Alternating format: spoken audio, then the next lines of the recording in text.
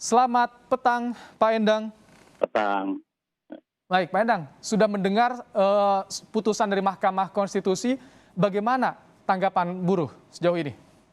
Iya, kami ambil bagian tadi terkait pengawalan sidang putusan, dan kami dari buruh sebagiannya adalah bersyukur.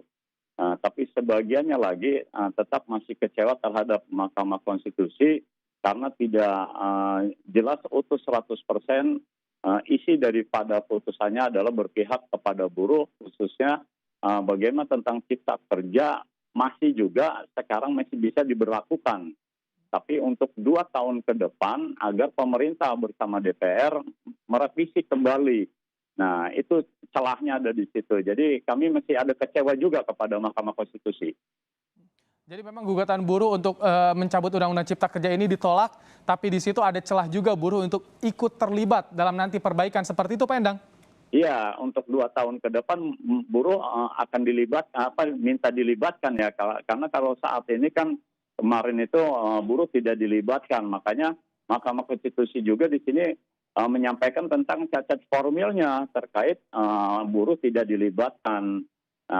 Akan tetapi undang-undang ini masih bisa diberlakukan kecuali ada item ketiga terkait peraturan-peraturan yang baru daripada turunan Undang-Undang Cipta Kerja ini tidak boleh diciptakan kembali, tapi bagi yang sudah berjalan ini tetap masih bisa dilaksanakan PP 35, 36, 37 seperti itu. Pak Endang, buruh tadi ada yang bersyukur, tapi ada juga yang merasa kecewa. Jadi bagaimana ke depan menyatukan suara buruh? Karena ini mengawal perbaikan harus dilakukan secara bersama-sama, Pak Endang. Ya, kami dari Federasi Lem melalui DPP nanti bergerak juga ke konfederasi, meminta juga nanti ke DPR untuk melakukan revisi terhadap persyaratan yang oleh Mahkamah Konstitusi dianggap cacat formil, dan kami ingin ada paling tidak revisi-revisi khususnya terkait cipta kerja, di mana tentang efisiensi, PHK, dan juga pengupahan bisa dirubah di situ. Nah, karena kami dikasih ruang 2 tahun, semoga itu bisa cukup untuk melakukan lobby-lobby, aksi pengawalan langsung, dan juga pendekatan-pendekatan khususnya kepada pemerintah dan DPR untuk kembali membuka cipta kerja, mendapatkan masukan dari kami buruh khususnya dari Federasi Logam Elektronik dan Mesin. Baik, kami juga ingin kembali tampilkan kepada pemirsa Kompas TV, Pak Endang, bagaimana konsekuensi yang harus dijalankan oleh pemerintah dan juga DPR soal perbaikan ini. Mahkamah Konstitusi memerintahkan untuk DPR dan pemerintah melakukan perbaikan selama 2 tahun ke depan, dan jika dalam 2 tahun tidak selesai perbaikannya, maka undang-undang lama berlaku lagi. Saya ingin tanya ke Pak Endang, kalau misalkan ada undang-undang lama berlaku lagi, undang-undang ketenagakerjaan, bagaimana tanggapan buruh soal ini?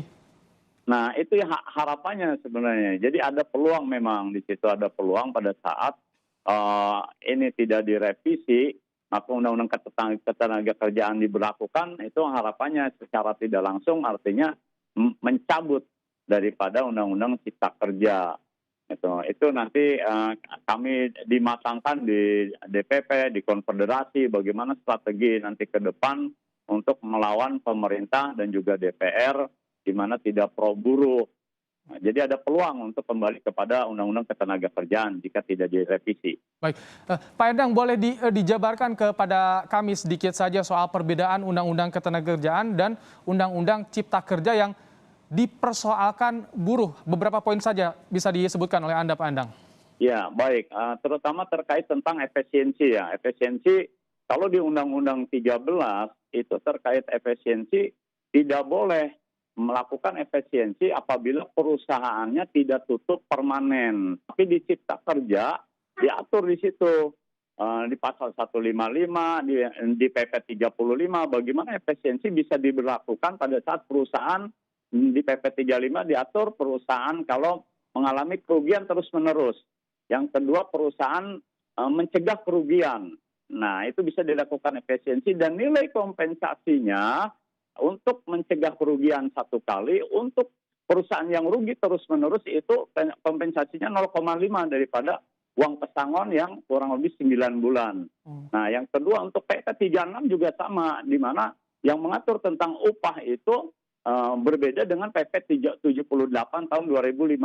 Kita kalau PP 78 masih melibatkan pertumbuhan ekonomi dan inflasi. Tapi untuk PP 36 tidak melibatkan. Baik.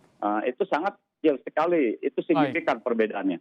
Pak Endang, kita tunggu nanti bagaimana pengawasan dan juga kontribusi dari buruh. Semoga juga kita harapkan dilibatkanlah untuk pembahasan ini agar ke depan bisa win-win solution soal Undang-Undang Cipta Kerja ini. Ada 2 tahun batas yang diberikan oleh Mahkamah Konstitusi.